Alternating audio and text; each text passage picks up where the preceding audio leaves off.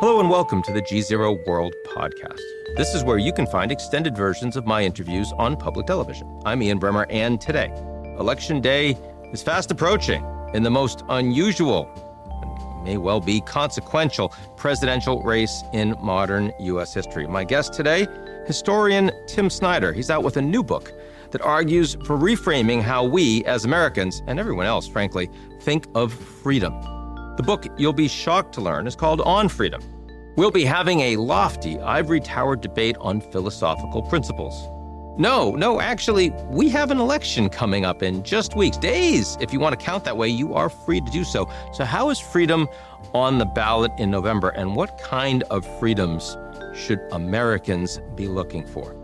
There's plenty to get into, so let's do it. Here's my conversation with historian Tim Snyder.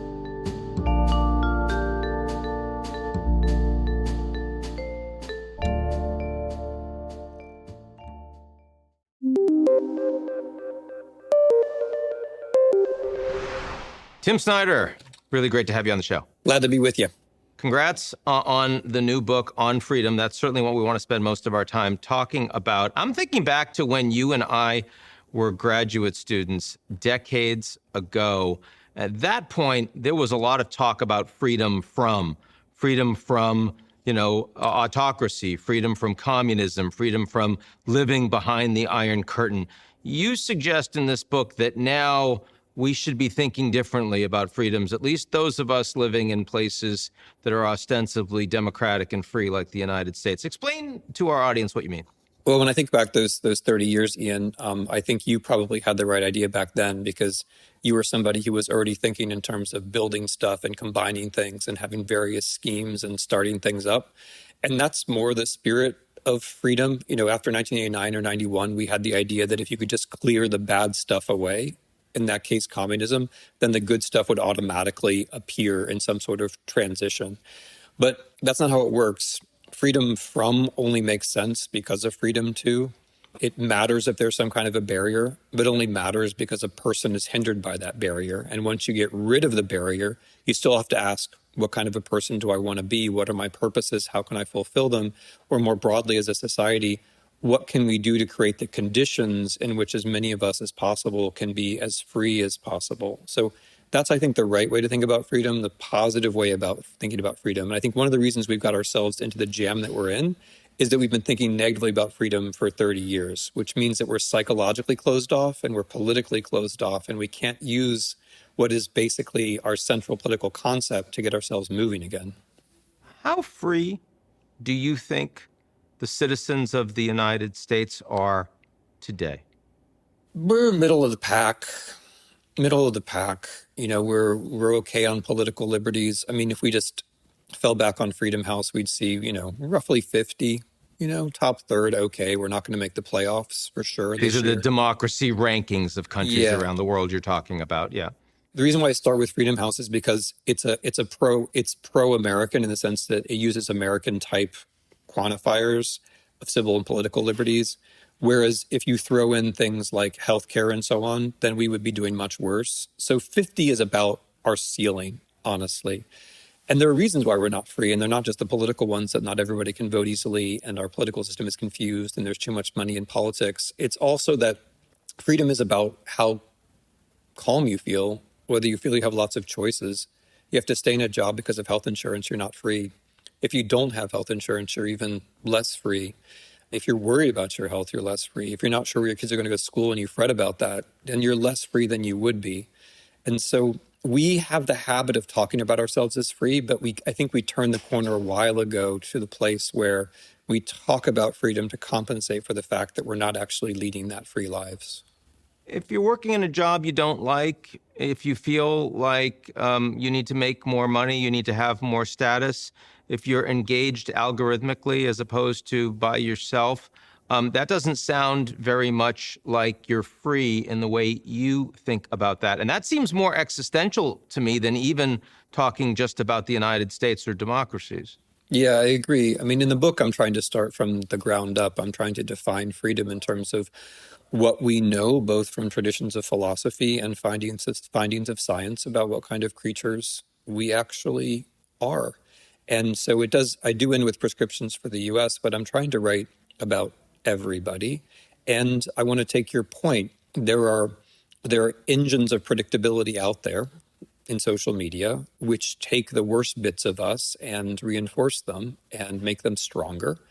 And of course, there are also tough parts about daily life, which lead us to be less free, in which we've learned not to call freedom. But, a kid should have a chance to become many things. And an adult shouldn't be stuck, even, it's good to have a job, but we shouldn't be stuck in jobs we don't like if we've got other ideas. We give up, we talk about freedom and then we give up on it too quickly. And then we also miss, I think, the new kinds of threats that you're talking about, the digital ones. As you're writing this book, how did it change the way you think about yourself?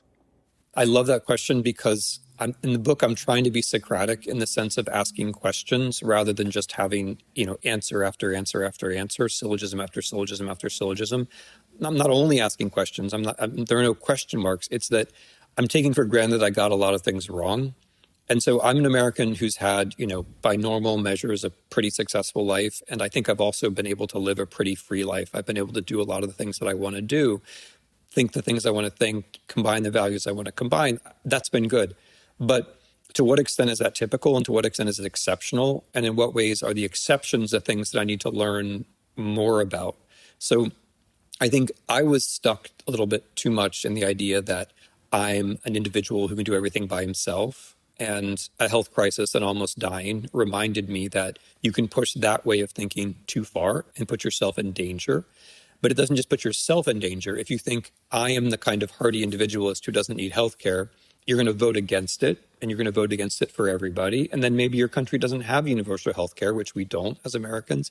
And then maybe we're all less free as a result of that. So, it's banal, but the book is kind of written around 50 years of my own mistakes.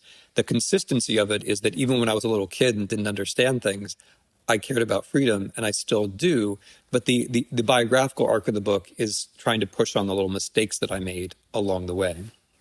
Yeah, most good nonfiction is going to have some autobiographical baseline to it, right? And I always find that interesting, but especially in something where it's so clear that the line you're discussing is one that matters to you intrinsically, like just as a person, right? As a human being. Like, if I were to ask you what values you consider most important, I assume that you'd put freedom in the way you define it right at the top. Ian, you're absolutely right. That is what, we like to call a through line in my life. But I think as I've understood myself better, the way that I think about freedom has also become better. I think freedom has to involve other people. So yeah, it's true that this is what I care about, but the reason why I think it's the most important is that it's a value of values. So you and I care about different things, and we should, but what is the condition in which we can juggle and combine and make those values real? That's freedom. And you can't create freedom in that sense alone, nor can I. We need institutions and cooperation, which even has to be generational, because if we want little kids to grow up so that they can have free lives, we have to be thinking about what already has to be there when they're born. So like the reasons, the way that I think about freedom comes from my education. There are thinkers in here which have helped me with this, which helped me to understand that if there are many good things, then, the thing which allows you to manage those many good things has to be the best thing. And that's freedom. But also the thinkers have, and some of them are familiar to you and come from things we've both studied, but the thinkers have helped me to understand that in order to be free, you also have to not have illusions about yourself. And the best way not to have illusions about yourself is to take other people seriously, which is hard, but it's, I think, an essential part of freedom. Let's move to the backdrop that everyone is thinking about right now, which is we're in the middle of an election where freedom is seen to be on the ballot. Democracy is seen to be on the ballot. We talk about issues, we talk about personalities, but one of the top issues that is being debated in this election, unusually in the United States, is kind of the core, what does the United States stand for? And are the values that America ostensibly holds under threat, at stake? Most Americans say yes, but they say yes for very, very different reasons. Talk about your view on this. Well, this is one way that my book is very conservative, in that I think there's a right and wrong answer to what freedom is. And so I think a lot of people are wrong. And I'm not just going to referee the debate and say like, well, this position has something to be said for it. Now, to be fair, Tim, most Americans think a lot of people are wrong. So in that regard, you're not all that different from the mainstream. I'm always reassured when I'm told I'm like most Americans. It doesn't happen all that often, so good.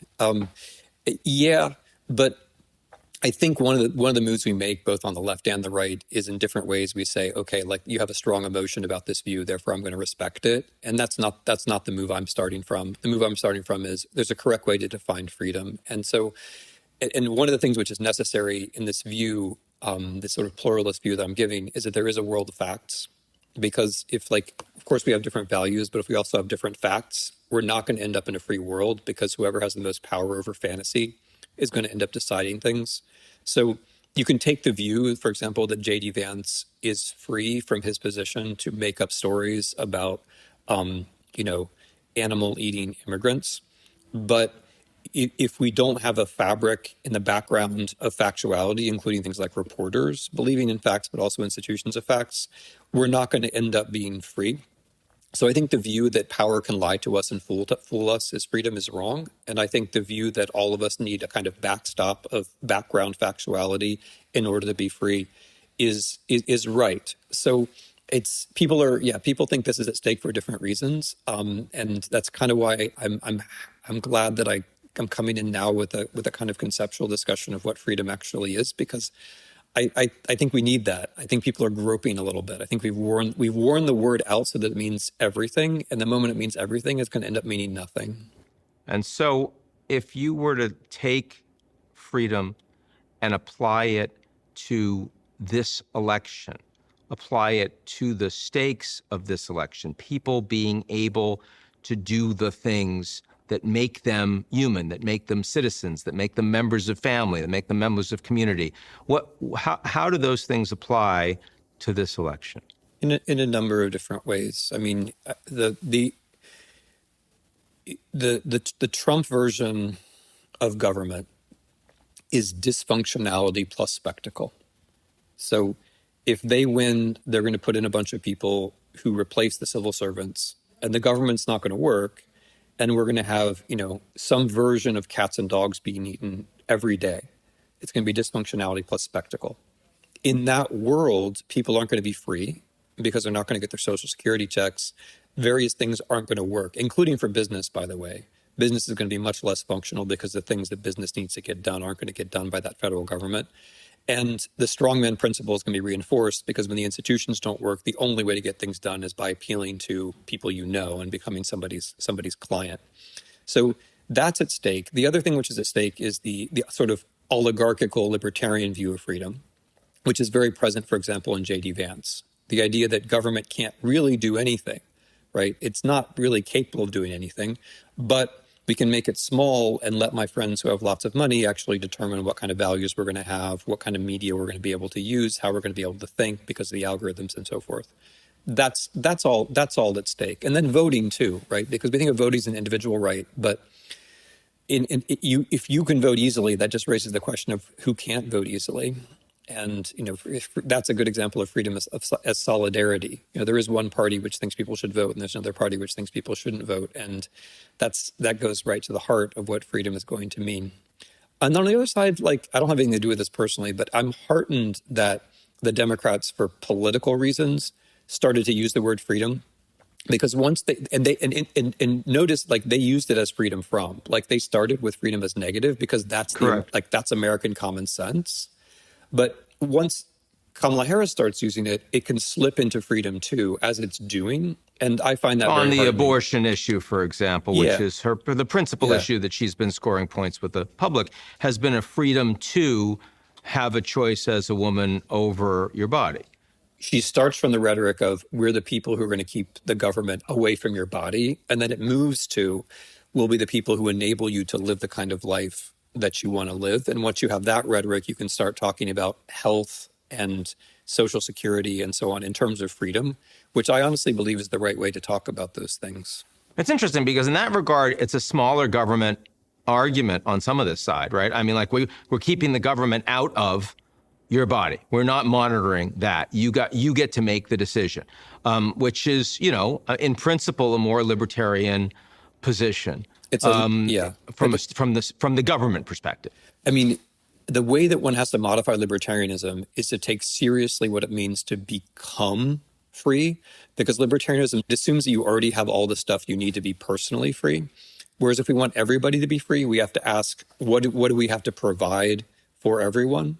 So shifting back to the book, the way I'm trying to argue this is that the justification for the things government does has to be freedom.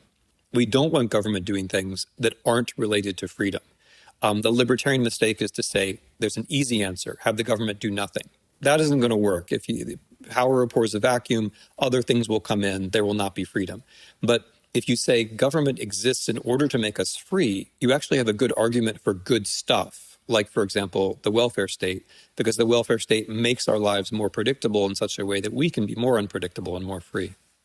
Now, I understand how it's easy and opportune to use freedom as a brickbat against MAGA Trumpism, right? I also am interested in freedom in the way it is not applied by an establishment in the United States, left and right, that controls so many of the formal and informal levers of power, right? In a way that the United States it's sealing the 50th most free country in the world, even though it's vastly richer and more powerful than that.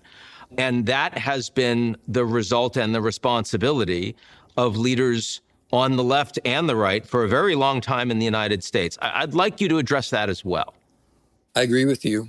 I mean, we use freedom to express anger, and we use freedom to express opposition. We use freedom to express rebellion, whereas in fact, freedom is a creative concept. Freedom is about how you and I can be more interesting and better, or our kids could be more interesting and better. Freedom is about a future which is better than the present. Freedom is about all the good things that we might know about and all the good things we have yet to discover. It's not about anger. It's not about barriers.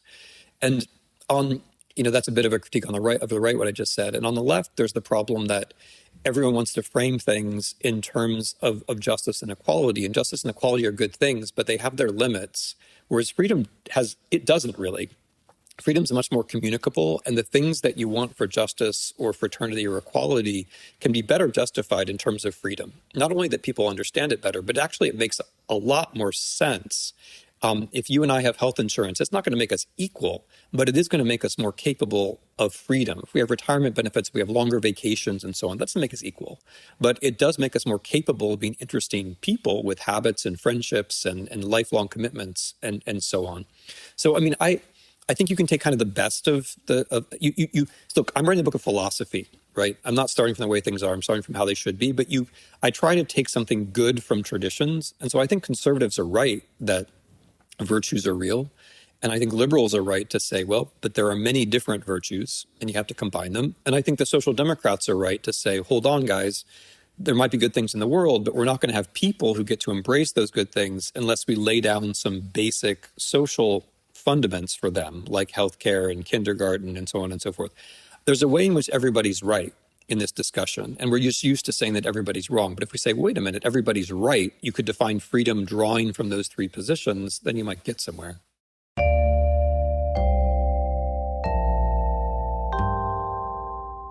You're listening to the GZERO World with Ian Bremmer podcast, your weekly geopolitical deep dive into the world's biggest news stories, featuring in-depth conversations with global leaders and newsmakers.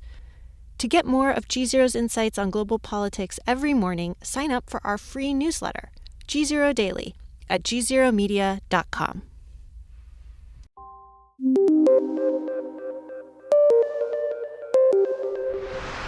Now, if I widen the lens a little bit and say, who's the most free by your definition in the world? I mean, it's very easy with a Western definition, looking at, sort of these kind of like, liberal values, to talk about the Nordics, for example, or say Canada's free in the United States.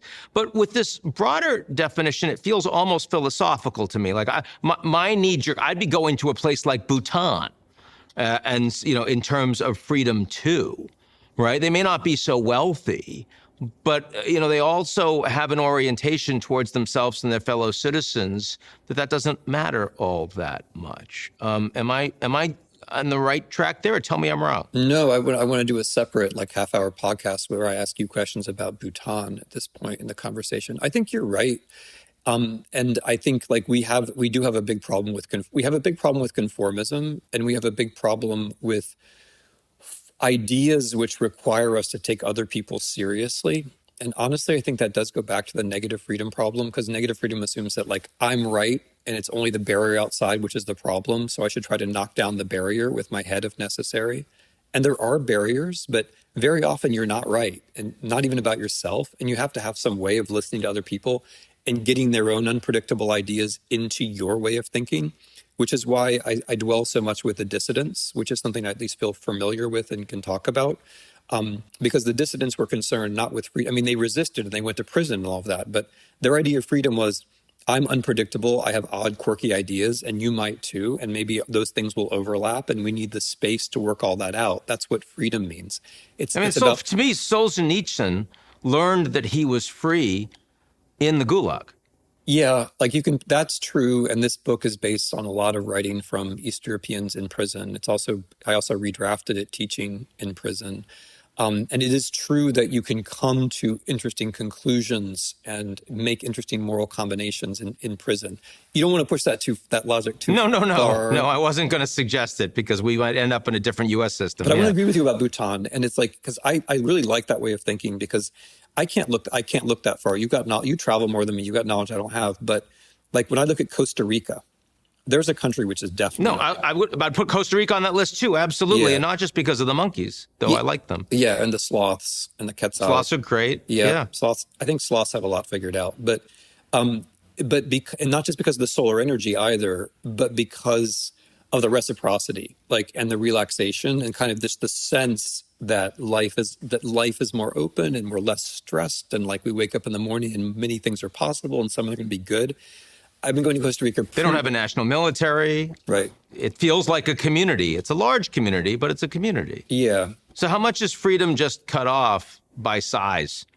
Once you get to the point that you're really very far between the lower levels of power and the higher, the geographic center of power and the tertiary. I mean, how much does it just become so much harder for human beings to get this right?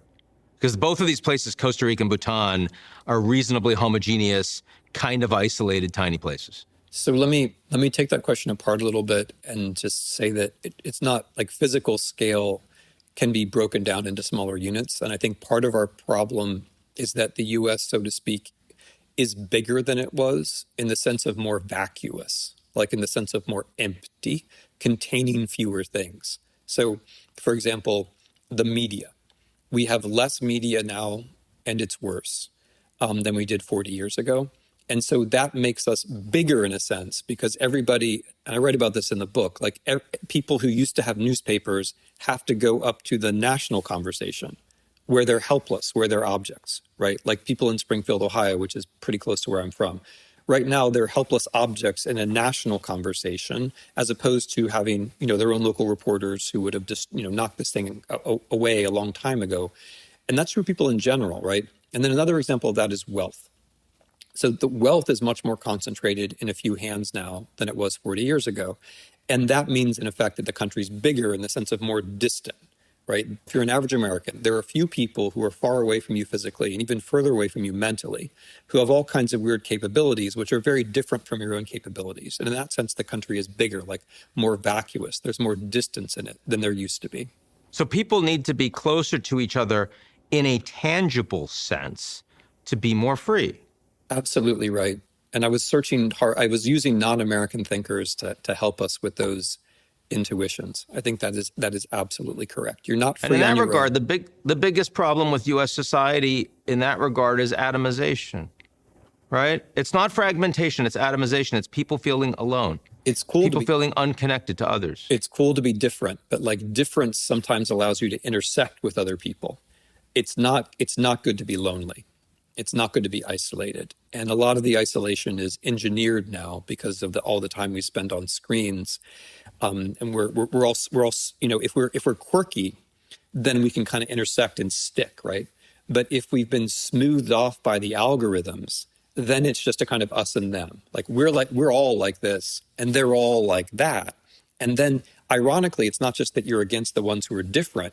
You also don't really have any way to interact with the ones who are the same because you've all been smoothed off. The quirks have all been smoothed away.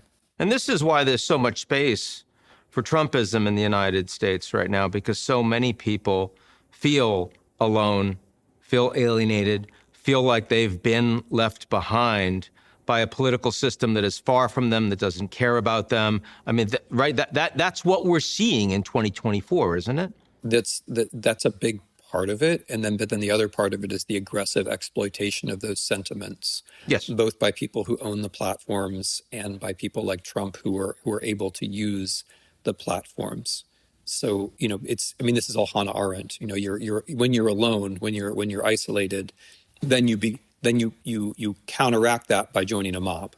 Whereas what we want is not mobs. We don't want loneliness and mobs. We want people who in little unpredictable groups doing things that they like to do, that they have time to do because they have elementary things like vacations and parental leave and so on, and which government has to do, but which make us more free, less alienated, less lonely, less vulnerable to this sort of stuff.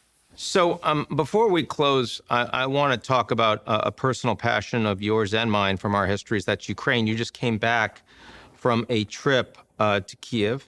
And there, of course, fundamental freedoms are being subverted in horrible ways every day.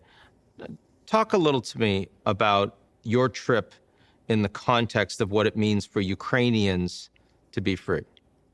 It took me a long time to write this book, and I tried to check myself, going back to your point about listening to other people, being with other people. I took the manuscript with me 3 times to Ukraine because the Ukrainians were the ones who were talking about freedom.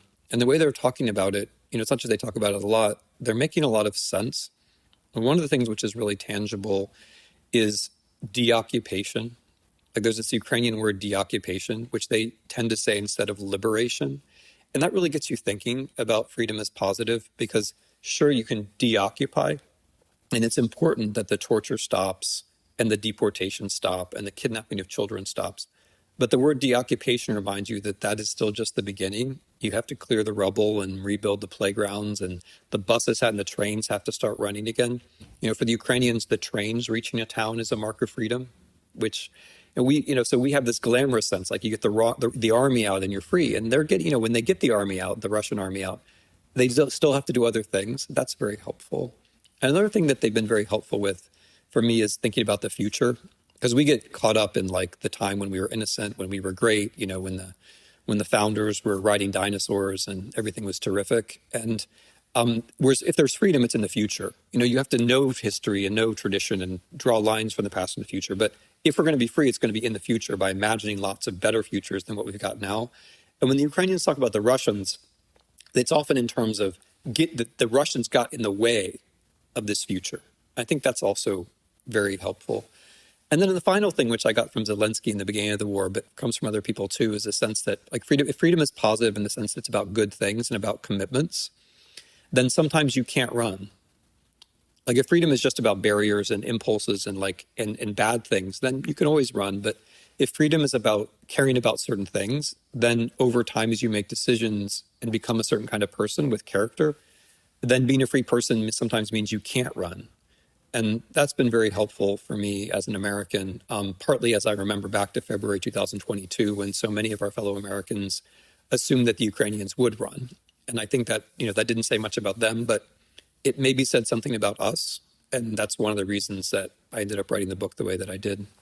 Life is, a wonderful and painful and tragic and extraordinary. But, the fact is that in the United States, stasis for many feels like an option, where in Ukraine, it really isn't, right? The choices are stark, and the reason they have to keep fighting is that they can see the difference between fighting and occupation in a way which is not clear to us. That's it. But it's also true that it's not just that occupation is so terrible, it's that they tend to have an imagination about how things could be much better than they are. And that's something that I'd like to have more of here. Because yes, stasis can seem like an option, but if you try stasis for too long, it becomes something else, right? It becomes fermentation, it becomes rot, it becomes a lack of imagination, and things start to spiral downwards. It's very important that people have a chance to think about, debate these issues. Psychologists and philosophers have worked on them for a long time, but bringing it to history, political science, and our government today, that's something I really appreciate is what you're doing, and I hope they will. Tim Snyder, thanks so much for joining me today. Thank you, Ian. Thanks for taking the time. Really good to talk to you. That's it for today's edition of the GZERO World Podcast. Do you like what you heard? Of course you do. Why not make it official? Why don't you rate and review GZERO World? 5 stars, only 5 stars, otherwise don't do it. On Apple, Spotify, or wherever you get your podcasts. Tell your friends.